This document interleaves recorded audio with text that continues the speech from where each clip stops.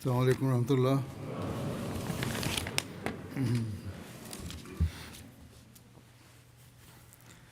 أشهد أن لا إله إلا الله وحده لا شريك له وأشهد أن محمدا عبده ورسوله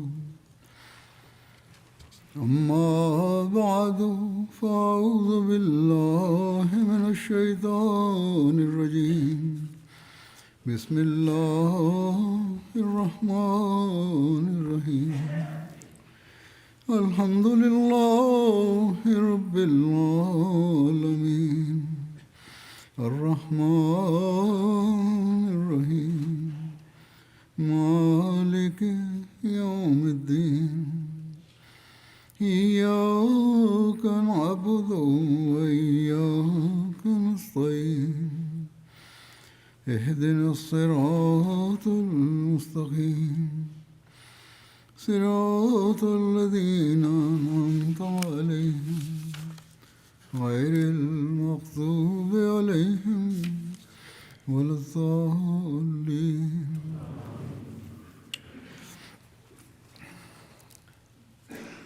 حضرت صلی اللہ علیہ وسلم کے فتح مکہ کے بعد pas qëllimit të Mekës dhe pasi profeti sallallahu alaihi wasallam u kthye në Medinë,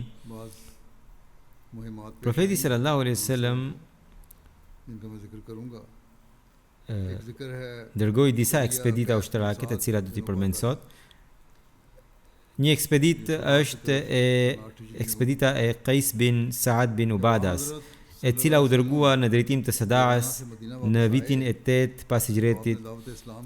Kur i dërguari i Allahut u kthye në Medinë nga Xhairana, profeti, pra për të thirrur njerëzit drejt Islamit, dërgoi disa grupe ushtarake në drejtime të ndryshme.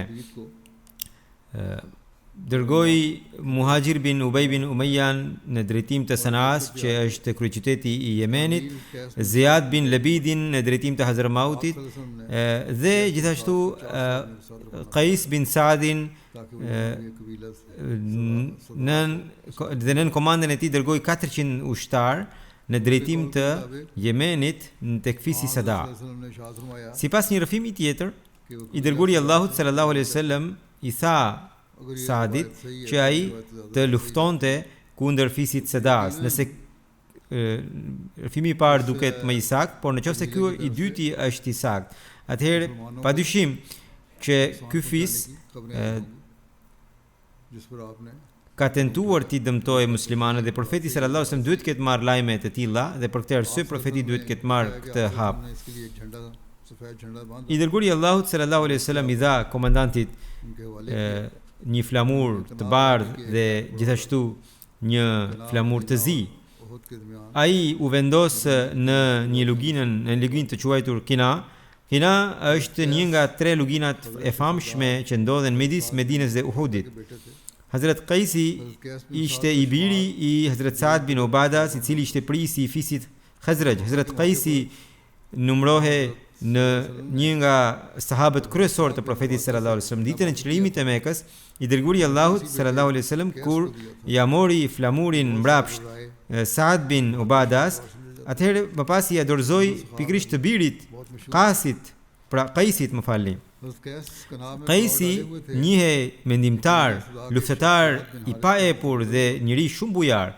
Hazrat Qaisi ishte vendosur në Qana, që aty kaloi Jayad bin Harithi, i cili kishte pranuar Islamin pak më herët, pak para disa ditësh. Kur ai mësoi lajmin që ushtria muslimane po shkonte ta sulmonte pikërisht fisin e tij, ai nuk u trondit, pra ai e kuptoi që ishin tentativa për të dëmtuar muslimanët, dhe për shkak të përgjigjes ndaj këtyre tentativave, profeti dërgoi një ushtri të tillë, dhe prandaj ai menjëherë shkoi tek profeti dhe i kërkoi që i dërguari i Allahut, ktheni ushtrinë tuaj, unë jap garancinë e popullit tim dhe ju jap fjalën që ata edhe do të pranojnë Islamin. Pra, garancia e parë është që ata nuk do të dëmtojnë muslimanin dhe përpjekja tjetër ishte se ai do t'i kthente ata musliman ngadalë. Profeti ja pranoi garancinë dhe më pas e tërhoqi ushtrin. Kjo tregon që profeti nuk e dërgoi ushtrin për ta mposhtur një fis të caktuar thjesht për t'i konvertuar në Islam apo për ta fituar në një tokë të caktuar, territor të caktuar. Jo, përkundrazi. Gjithashtu, ashtu siç Hazrat Ziyad bin Harithi premtoi, ai veproi. Ngadal edhe njerëzit e tij e pranuan Islamin. Në qoftë se do të ishte qëllimi që profeti i tij konvertonte ata me dhunë musliman, atëherë nuk do ishte lejimi që ata të pranonin Islamin ngadal. Përkundrazi do t'u jepeshin alternativa o Islam ose do të përballeshin me shpatën. Pra, tablika u bën ngadal dhe ata e pranuan Islamin me kalimin e kohës. Sepse ne duhet të dimë që është kundër mësimit të Islamit që të sulmosh dikë të pafajshëm dhe dikë thjesht për ta bërë musliman. Po kështu kjo ishte kundër edhe traditës dhe sunetit të profetit sallallahu alaihi wasallam. I dërguari Allahu sallallahu alaihi wasallam më vonë pikërisht Hazrat Ziyadin e caktoi emirin, pra prisin e këtij fisi, pasi ata e pranuan Islamin dhe profeti i dha popullit të tij një garanci. Tani po të ishin bërë musliman, nuk kishte nevojë për një garanci të tillë.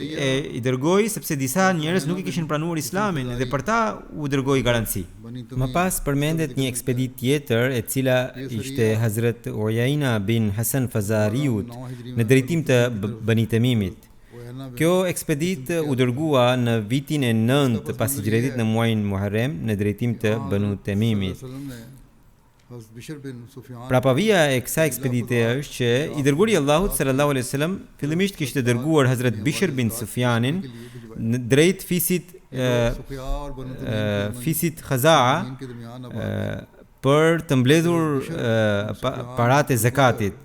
Këta njerëz banonin midis fiseve Saqiya dhe Banu Temimit. Kështu, Hazrat Bishr bin Sufjani shkoi atje dhe tek ai filloi të mblidheshin parat. Banu Temim që ende nuk ishin bërë musliman, pan që këto parat ishin shumë dhe ndërhyn se pse ky po merr parat dhe nxorën shpatat e tyre. Banu Khazat thanë që ne kemi pranuar Islamin dhe kjo është një porosi e fesë son, ne po ja japim. Pse ju vjen keq? Pse po mërziteni ju? Por Banu Temimi tha që Bishr bin Sufjani nuk duhet t'i afrohet asnjë deveje dhe duke parë këtë situatë, Hazrat Bishr bin Sufjani pa mbledhur asnjë para u kthye në Medinë. Kjo nuk u erdhi, pra u erdhi shumë keq Banu Khazave, sepse ata kishin pranuar Islamin dhe ata e sulmuan Banu Temimin dhe thanë, i debuan duke thënë se po të mos ishit ju të fisit ton, nuk do të afroheshit qytetit ton. I dërguari i Allahut sallallahu alaihi wasallam ata thanë që ne do të kemi patjetër ndonjë sprov nga i dërguari i Allahut sallallahu alaihi wasallam, nga që ne nuk i kemi paguar zakatin. Dhe ju jeni përballur me përfaqësuesin e të dërguarit të Allahut sallallahu alaihi wasallam dhe ndaluat paratë e zakatit. Nga ana tjetër, Hazrat Bishr bin Sufjani mbriti tek profeti sallallahu alaihi wasallam dhe ja tregoi gjithë situatën. I dërguari i Allahut sallallahu alaihi wasallam tha: "Kush do t'i tregojë, do t'i jap një mësim këtij populli?"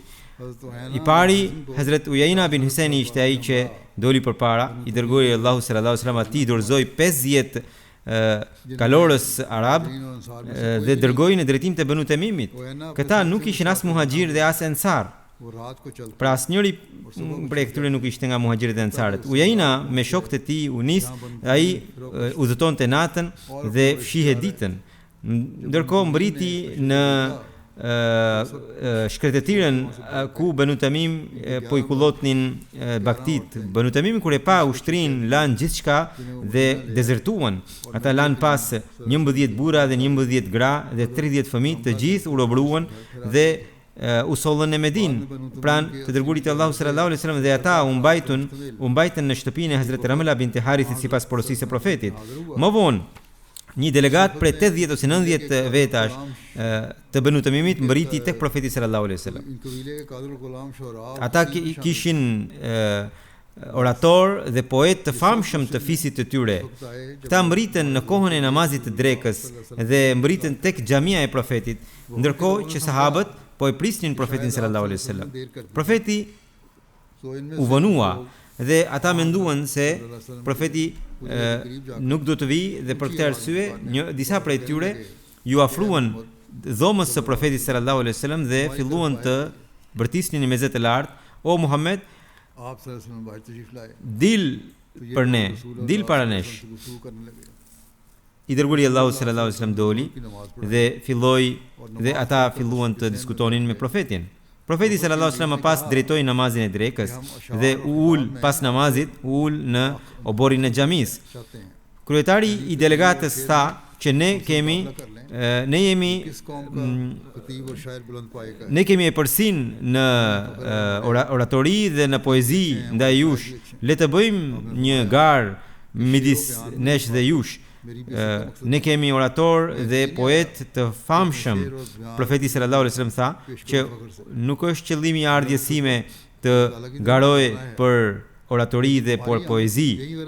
Qëllimi im është që ti thras njerëzit drejt Allahut, por në qoftë se ky është qëllimi i ardhjes suaj, atëherë tregoni artin tuaj dhe ne do t'ju japim përgjigje. Delegata dërguan dolën për anxorën përpara Atar bin Hajibin, që ishte orator i madh, dhe profeti sallallahu alaihi wasallam nxori Hazrat Sabit bin Qais bin Shimasin. Sabiti mbajti një fjalim shumë të fuqishëm, i cili dhe mbizotroi fjalimin e kundërshtarit. Hasan bin Sabiti nuk ishte aty. I dërguari Allahu sallallahu alaihi wasallam thirri atë, dërgoi një njerëz që të vinte Hasani. Ndërkohë këtej Zabërkan bin Bedri, që ishte poeti i kundërshtarëve, paraqiti poezinë e tij. I dërguari Allahu sallallahu alaihi wasallam i tha Hasanit, që deri atëherë kishte mbaritur, që ti kundërpërgjigje me poezinë e tij. Hazrat Hasani në mënyrë të atyshme recitoi një poezi që ndikoi tek të gjithë. Aty ishte i pranishëm Aqra bin Habisi nga delegat. Ai në mënyrë të vetvetishme tha që oratori juaj i tyre është më i fortë se yni. Poeti i tyre gjithashtu është i më i fortë se yni. Ata janë shumë përpara nesh. Kur njerëzit u liruan, atëherë ata e pranuan Islamin. Sipas disa rafimeve, Hazrat Aqra bin Habisi kishte pranuar Islamin para pak ditësh dhe ai kishte ardhur me delegatën tek profeti sallallahu alaihi wasallam. Pasi Banu Tamimet e pranuan Islamin, profeti u aktheu robrit e luftës që u përkisin e tyre, pra njerëzit e tyre, dhe i bekoi të gjithë me dhuratat. Sipas një rëfimi, se cilit prej tyre profeti i dha nga 500 dirhem. Në këtë delegat, Utarit bin Hajibi, për të cilin ju përmenda pak më herët, e pranoi Islamin dhe pas kësaj i dhuroi profetit një qarqaf, dhe këtë qarqaf atij ja kishte dhënë Kisra, mbreti Kisra. Thuhet që ishte një qarqaf, një mëndafsh i një cilësie shumë të lartë, ishte punuar me ar. Sahabët e pan qarqafin dhe pastërtinë dhe butësinë e tij dhe u ndikuan shumë dhe po e preknin me mahnitje. Duke e parë këtë, profeti sallallahu alaihi wasallam u tha atyre që ju po habiteni nga ky qarqaf, nga kjo pëlhur. Në xhenet Saadi ka qarqafe dhe pëlhura shumë më të bukura dhe më të buta se ky. Hazrat Mirza Bashir sahibi gjithashtu e përmendi këtë ngjarje në mënyrë të përgjithshme. Ai tha, pas një kohe kur dikush i dërgoi profetit dhurat, disa qarqaf mëndafshi, disa sahab i pan dhe u habiten nga butësia dhe nga mrekullia e tyre, dhe i menduan se ato janë gjëra të jashtëzakonshme. Profeti tha, ju po çuditeni nga këto, pasha Zotin Saadi në xhenet ka çarçafe shumë më të bukura se këto. Kjo fjalë e profetit sallallahu alaihi wasallam ishte një gjuhë e figurshme, e cila tregonte kënaqësinë e lartë të Saadit që ai po përjetonte dhe gëzonte në xhenet. Përndryshe, Kurani i Shenjtë dhe hadithet e profetit parimisht tregojnë që bekimet e xhenetit nuk janë të kësaj bote dhe nuk quhen toksore. Dhe e vërteta është pikërisht kjo, që fjalët e Kuranit të Shenjtë dhe të hadithit janë për përshkrimin e xhenetit, janë me gjuhë të figurshme për të treguar madhështinë e atyre bekimeve. Një tjetër ekspedit që është ekspedita Qutba bin Amirit, e cila u dërgua në vitin e 9 pas hijretit në muajin Safar. Qutba bin Amiri u dërgua me 20 ushtar në drejtim të fisit Khasam. I dërguri Allahu sallallahu alaihi wasallam e dërgoi këtë ekspedicion. Sipas një rrëfimi, profeti e dërgoi në rrethinat e Tabalas, në rrugën për në Yemen, ndodhet ky qytet që është 8 ditë udhëtimi larg nga Meka, parafërsisht 156 milje larg. Sipas një rrëfimi, profeti e dërgoi atë në rrethinat e Bishës dhe e porositi që të sulmonte papritmas. Padyshim këta i duhet të kenë qenë keqbërës dhe prandaj profeti dërgoi kundër tyre. Rrugës ata panë një njeri i cili u tregua Mehmet, por kur ata u ofruan atij fisi, ky person filloi të bërtiste me të madhe për ta alarmuar fisin e tij. Kështu për shkak të mashtrimit e vran. Tani që njerëzit e atij fisi ishin të vigjilentë, muslimanët pritën derisa perëndoi dielli dhe gjatë natës e sulmuan.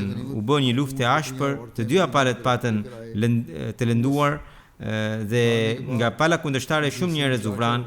Hazrat Qutba mori plaçkën dhe dhitë dhe gratë dhe i solli në Medinë. U nxor 1/5 e plaçkës dhe kurse luftëtarëve, luftëtarët morën nga 4 deve ose nga 10 dhi si plaçkë. Sidoqoftë, kur disa fise bonin kurdisnin plane kundër muslimanëve, u desht profeti i desht dërgonte këto ekspedita. Profeti pastaj dërgoi edhe një ekspedit tjetër, Zahak bin Safjan Kalabiut, të cilin ai dërgoi pikërisht tek fisi i tij, fisi Kalabi, Kurta, që është një deg e Benu Bekrit. Këta janë rreth 7 ditë udhëtimi larg nga Medina, edhe kjo ekspeditë u zhvillua në vitin e 9 pas hijretit në muajin Rabiul Awwal. Dhe këta u ndeshën në vendin e quajtur Dhul Jalala në Nejd. Së pari muslimanët i dhanë mesazhin e Islamit, por ata nuk e pranuan dhe më pas u bë një luftë midis tyre dhe muslimanët i mundën banorët e Qirtas dhe morën plaçkën e luftës. Në këtë ngjarje ndodhi një ngjarje interesante që Salama bin Qurti ishte një mohues i cili ishte një nga prisit e kundërshtarëve, por i biri Asjed bin Salama ishte musliman dhe ai po luftonte nga radhët e muslimanëve. Kur armiku dezertoi për shkak të sulmit të muslimanëve, atëherë edhe babai i Asjedit gjithashtu dezertoi dhe Asjedi e ndoqi babain, por babai i tij për ta shpëtuar jetën me gjithë kalin u hodh në ujë. Ai prapë ndoqi dhe përsëri i bëri thirrje që ai të pendohej dhe të bëhej edhe musliman në mënyrë që të shpëtonte edhe nga ndëshkimi i botës tjetër. Por ai nuk e pranoi dhe madje po tregohej rebel. Atëherë djali ja preu këmbët kalit dhe dikush tjetër ndërkohë e qelloi babain e tij dhe e vrau. Por ka një rrëfim tjetër i cili tregon që Asjedi kur e pranoi Islamin në Medinë, babai i tij moshuar i dërgoi një letër me vargje duke ju ankuar të birit për mosbindje ndaj babait të tij dhe duke e qortuar se pse kishte pranuar Islamin, tha: "Çfarë janë ato gjëra për të cilat ti e ke braktisur babain e moshuar dhe pranove Islamin?" Si e di, e pa e lexoi letrën dhe shkoi tek profeti sallallahu alaihi wasallam dhe i tregoi gjithë ngjarjen dhe gjithë situatën dhe kërkoi leje që ti kundërpërgjigje babait. Profeti e lejoi pra që ai t'i shkruante një letër tablige dhe babai i tij e lexoi letrën dhe pastaj e ka pranuar Islamin. Pra edhe ky rrëfim përmendet. Ekspedita tjetër është e Hazrat Alqama bin Mujazzizit, të cilën profeti i dërgoi drejtim të Gjides. Ibn Sadi thot, kjo u zhvillua në vitin e 9 pas hijretit në muajin Rabiul Awwal, sipas rrëfimeve të tjera u zhvillua në muajin Safar.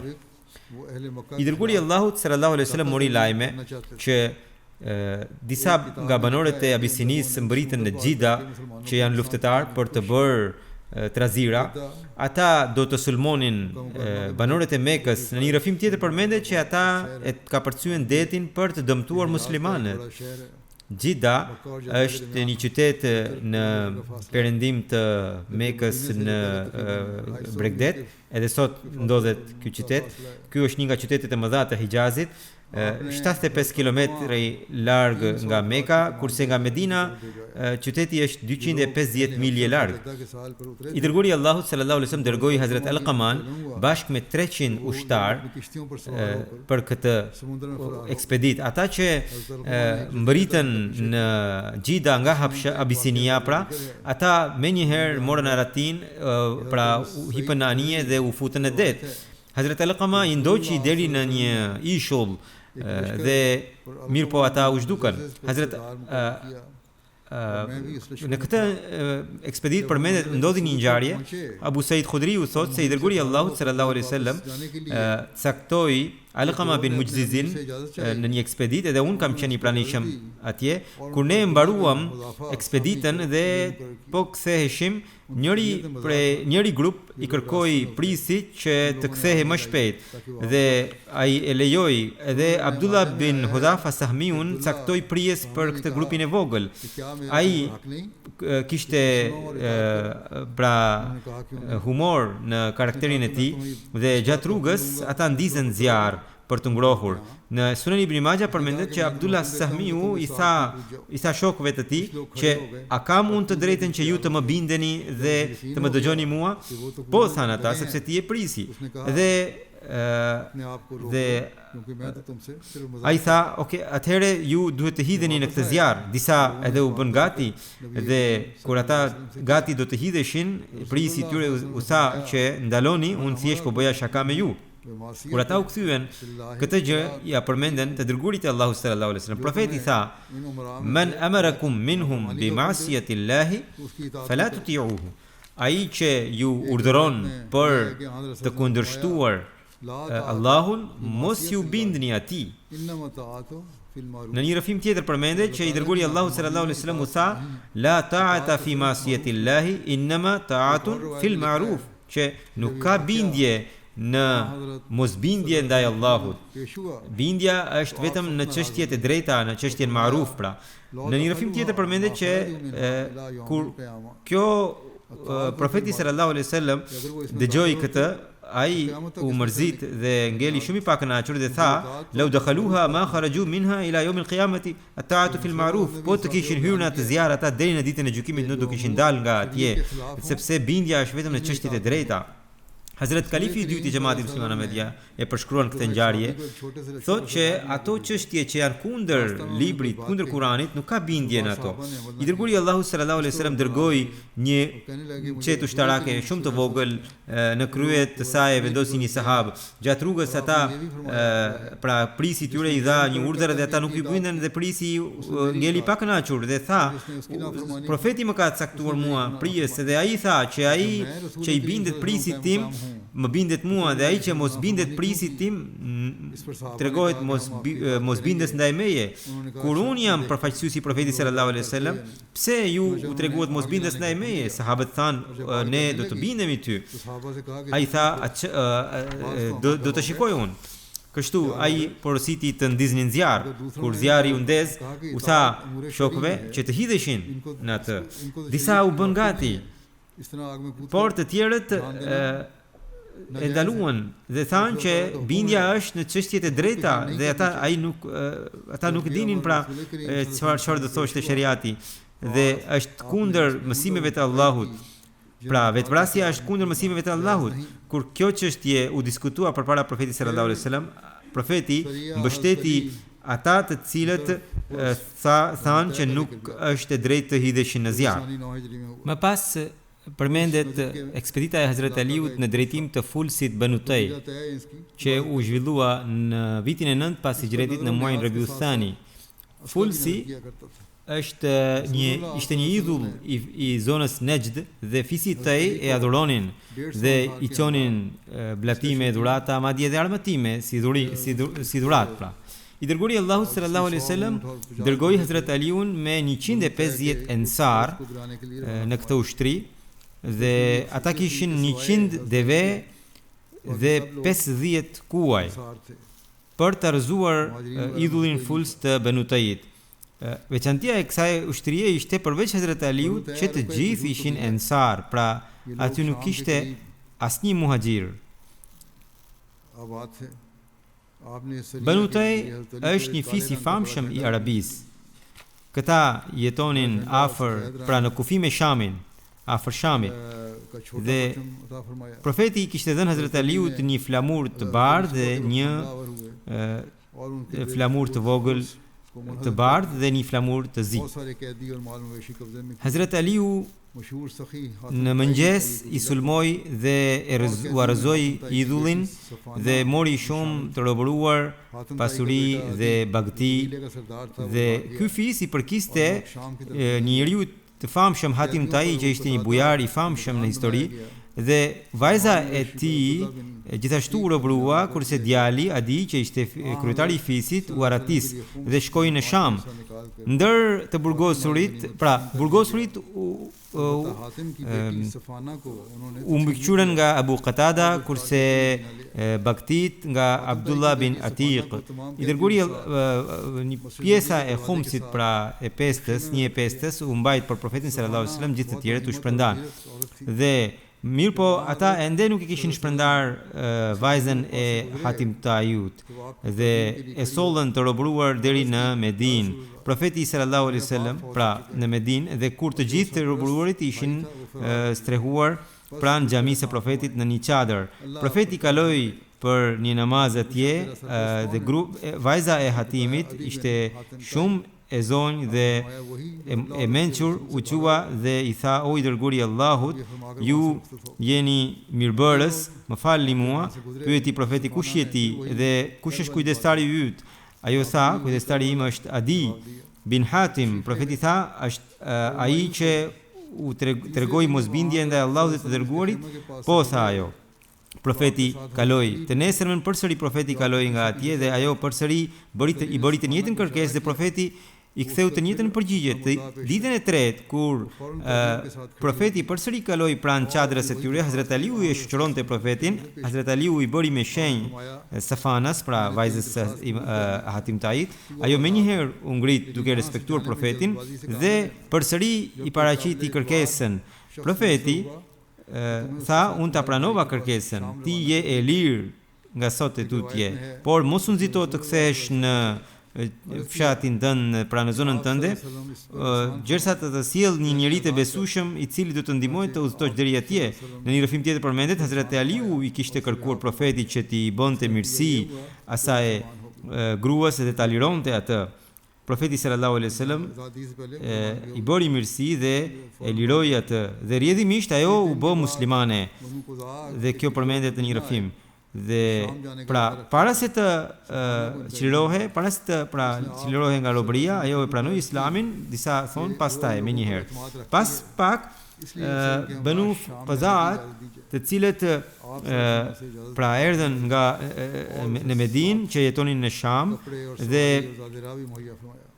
Dhe Stefana, pra vajza e Hatimit, tha që o profet, unë I besoj këta njerëz, më lejoni të kthehem në Sham me këta. Profeti e lejoi, I dha rroba, udhëtim, pra mjet udhëtimi dhe ushqim për rrugë. Kur ajo mbriti në Sham, e takoi vëllain Adiun, e qortoi dhe tha, ti dezertove me gruan dhe fëmijët dhe motrën tënde e le vetëm. Vëllai I kërkoi falje dhe u pendua. Pas pak Adiu e pyeti motrën, më trego si ke gjetur ti Muhamedin? Çfarë mendon ti për të? Sefana, që ishte mahnitur nga virtytet e profetit sallallahu alaihi wasallam dhe ishte bërë muslimane, tha, pasha Allahun, unë mendoj që ti sa më shpejt jetë e mundur të shkosh në Medinë dhe ta takosh atë. Nëse ai me të vërtetë është profet, ti duhet të nxitohesh dhe nxitimi yt vetëm do të sjell sukses ty. Por nëse ai është profet, përsëri ti do të fitosh nder dhe pozit pranë tij. Adiu tha, këshilla e motrës që ka e dobishme dhe ai menjëherë u nis për në Medinë dhe shkoi dhe e takoi profetin në xhami.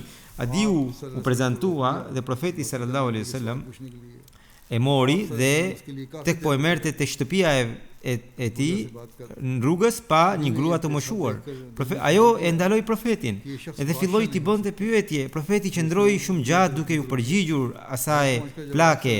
Adiu duke parë gjithë këtë mendoi që ky njeri nuk mund të jetë mbret, sepse po qëndron vetëm për një grua të moshuar kaq gjatë.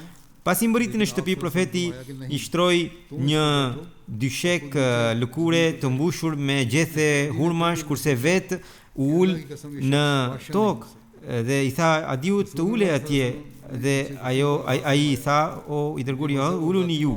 Dhe profeti përsëri insistoi atë dhe edhe nga kjo Adiu mendoi që pasha Allahun ky nuk mund të jetë mbret për shkak të sjelljes së profetit sallallahu alajhi wasallam. Pastaj filloi diskutimi me profetin dhe me Adiun dhe profeti I tregoi disa gjëra Adiut edhe të fetare edhe personale, të cilat vetëm Adiu dinte disa gjëra prej tyre. Duke I mësuar këto gjëra nga profeti, ai përsëri tha që ky duhet të jetë I dërguari I Zotit, sepse di disa të fsheta të cilat vetëm Allahu mund t'i ketë treguar. Hazrat Adiu pastaj vetë rëfen që I dërguari Allahu sallallahu alaihi wasallam tha mua, o Adi, pranoje Islamin do të mbrohesh. Unë I thash, o I dërguari Allahut, unë ndjek një fe.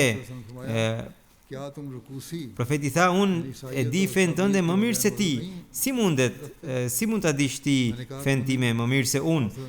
Profeti pyeti, a nuk ndjek një fe që është midis të krishterimit dhe fes sabi? Po, I thash. A nuk je prisi I popullit tënd? Po, I thash. A nuk merr 1/4 e plaçkës së luftës si kryetar? Po, ju përgjigja. A nuk është e vërtetë që feja jote të ndalon nga kjo gjë? Atëherë unë u pendova dhe u ndjeva I turpuruar. Më pas profeti sallallahu alajhi wasallam më tha, o Adi, ndoshta ty të ndalon të bëhesh musliman, sepse shumë musliman janë të varfër, pasha Zotin, se shpejti këtu do të rjedh aq shumë para sa që nuk do ketë njeri për ta marrë ato. O Adi, ndoshta ty të pengon që ta pranosh Islamin, prania e armiqve të muslimanëve. Pasha Zotin, ti do të dëgjosh një grua për një grua e cila vetëm me një deve do të udhëtojë nga Hira dhe do të arrijë deri në Qabe për ta vizituar atë dhe ajo nuk do ketë asnjë frikë. Ndoshta o Adi, ti ke frikë nga fakti që sundimi dhe qeveria I takon të tjerëve dhe jo muslimanëve. Pasha Zotin, se shpejti njerëzit e mi do ta çlirojnë Babilonin, kështjellat e bardha të saj, do ta çlirojnë thesaret e Kisras. Këto profeti tha 3 herë. Adiu me të dëgjuar këtë dhe duke parë virtytet e profetit dhe duke dëgjuar gjitha këto u bë musliman. Hazrat Adiu e pranoi Islamin dhe e tregoi vetën gjithë ngjarjen e pranimit të Islamit. Dhe gjithashtu ai thoshte që unë vetë kam parë pastaj një grua e cila u nis nga Hira pa ndonjë udhëtar shoqërues dhe e vizitoi Qaben Dhe po kështu unë kam qenë veti pranishëm në ushtrinë muslimane kur u çlirua kur morëm thesaret e Kisras. Pasi e pranoi Islamin, Hazrat Adiu u bë musliman I devotshëm dhe I zbatonte të gjitha obligimet, namazet I falte të gjitha, gjithnjë pëlqente të rinte me abdes dhe shqetësohej për namazet e tij. Shumë njerëz më pyesin vazhdimisht që a mund të shkojë një grua pa mahrim, pra pa një mashkull shoqërues për të bërë haxh. Patjetër që mund të shkojë sepse ajo porosi e profetit sallallahu alajhi wasallam ka qenë për një kohë të caktuar kur ka pasur trazira dhe siç mbështet edhe ky rrëfim I Adiu që ai vetë kishte parë një grua e cila ishte nisur nga Hira dhe vetëm udhëtoi dhe vizitoi Qaben.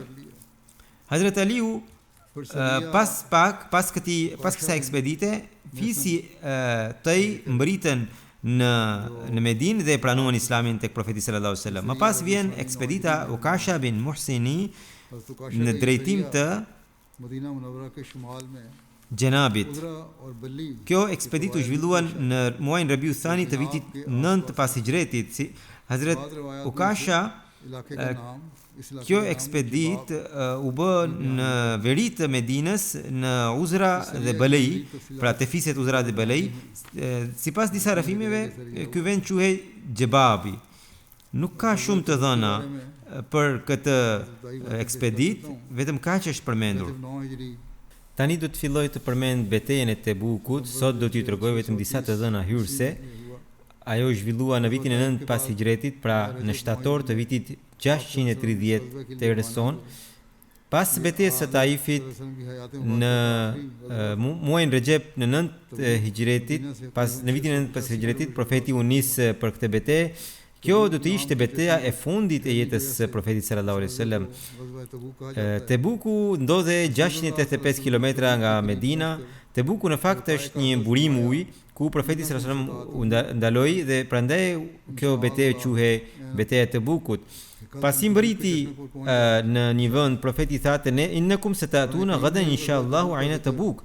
Domethënë nesër ju do të mbrini në te burimi I Tebukut inshallah. Në Kuranin e shenjtë betejë e Tebukut përmendet me fjalët Sa'atul Usra, domethënë kohë e vështirë. Prandaj kjo betejë gjithashtu quhet betejë e vështirësisë, Ghazwatul Usra.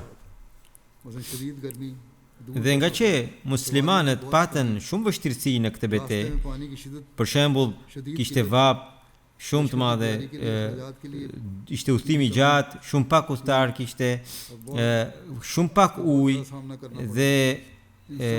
dhe kishte shumë pak profeti kishte, pra muslimanët kishin shumë pak mjete të ardhurash. Të gjitha për shkak të gjitha këtyre gjërave, kjo gjithashtu quhej Jeshul Usra, domethënë ushtri e kamjes, e vështirësisë. Kjo betejë gjithashtu quhet Ghazwatul Fadhiha. Në arabisht Fudahat I thon zbulimit dhe turprisë.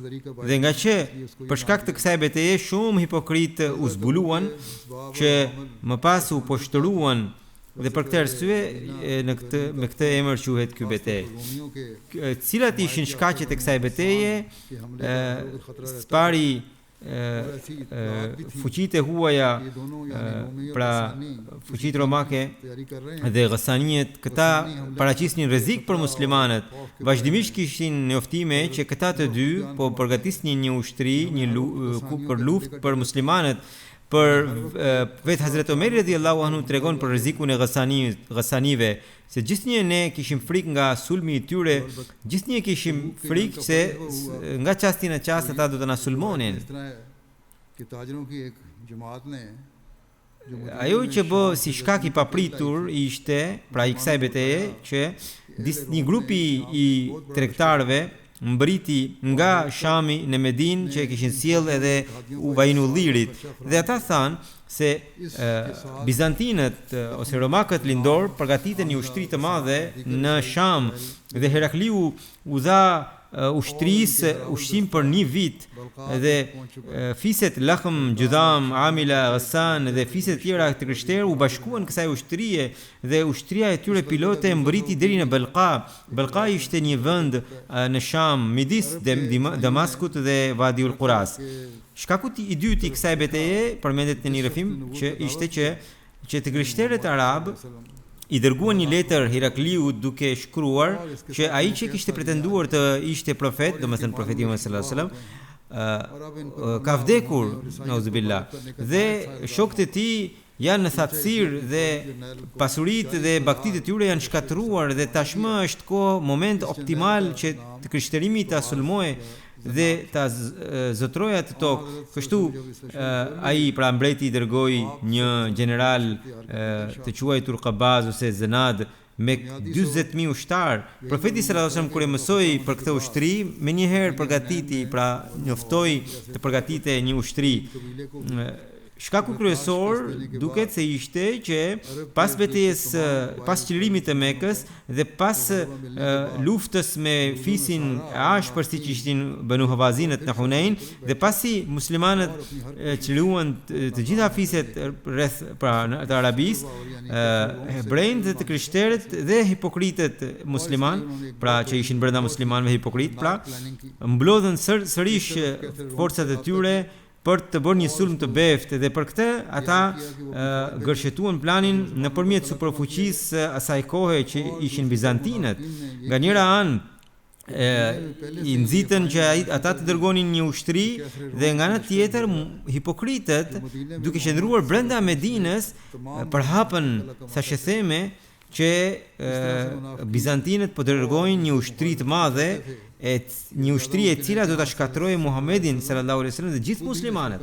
Dhe kështu hipokritët donin dhe kundërshtarët gjithashtu që profeti sallallahu alaihi wasallam vetë të nisej nga Medina për të bërë gjithë atë udhtim të gjatë, dhe në të dyja rastet, pra si në udhtim si në sulmin e Cezarit, në të dyja rastet muslimanët dhe profeti sallallahu alaihi wasallam nauzubillah do të vriteshin. Sidoqoftë, kjo është e gjatë dhe inshallah do ta përmend në një hutbë tjetër për këtë betejë. Sot në Rabwa, xhamia e xhamatit, xhamia Mehdi në Gol Bazar të Rabwas është nën sulmin e terroristëve. 5 ahmedian njerëzitan janë plagosur, 2 të tjerë janë në gjendje kritike. Allahu i shëroft shpejt, dhe edhe të plagosurit të tjerë Allahu i shëroft. Të dytë të tjerë që janë në gjendje të kritike kanë marrë plumba në bark. Njërin prej terroristëve njerëzitan të securities e vran, dhe një tjetër u aratis. Ky është raporti i deri tani, të dhënat e tjera do të më vinë inshallah. Allahu i shkatëroft terroristët, shkelësit e ligjit dhe kundërshtarët e xhamatit sa më shpejt. Ministri i Punjabit dhe qeveria e Punjabit pretendojnë se në Punjab situata e krimeve është 100% në kontroll dhe nuk ka asnjë krim. Por ajo që po bëhet ndaj ahmedianëve, sulme, vriten ahmedian, plagosen, u merren pasurit, u djegin shtëpit, këto atyre nuk u duken krime. Allahu dhënë mend këtyre qeverive, dhe Allahu së shpejti tregoft një shenjë në mbështetje të xhamatit.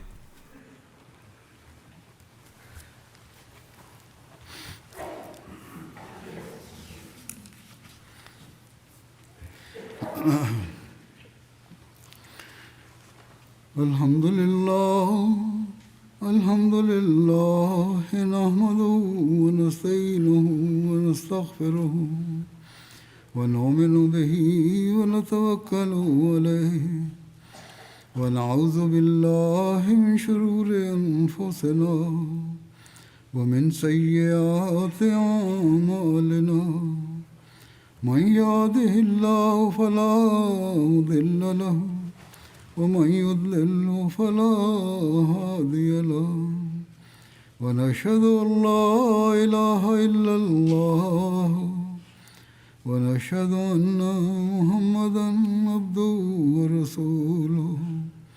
عباد الله رحمكم الله، إن الله يأمر بالعدل والإحسان وإيتاء ذي القربى وينهى عن الفحشاء والمنكر والبغي يعظكم لعلكم تذكرون. اذكروا الله يذكركم وادعوه يستجب لكم ولذكر الله أكبر